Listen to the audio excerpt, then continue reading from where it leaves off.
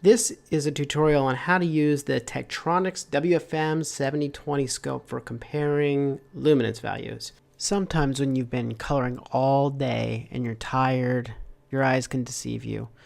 There's times when matching up shots is just not happening, and it's difficult to figure out why it's not working. That's when the scope comes in. The scope is like a map or wireframe for what's going on in your picture. You can analyze what's going on with your image without your eyes trying to compensate.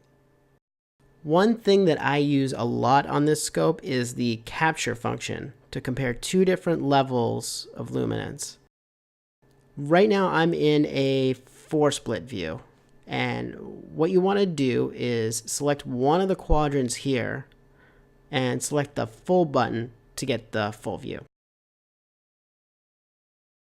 When you want to compare, you hit this button labeled Capture, and you get a readout here that says Delete Image, Clear, and Display Mode. You'll also have the option to see Live or Frozen. Use the selection buttons to select Live, Frozen, and then hit the Select key and then hit Capture.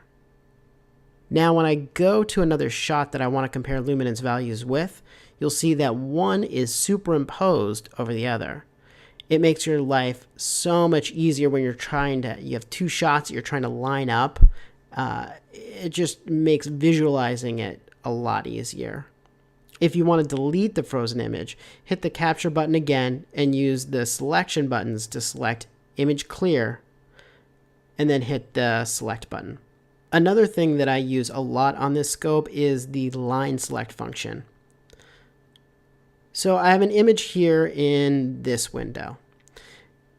You can select one line from that image as a slice to compare exactly what's going on in that one slice.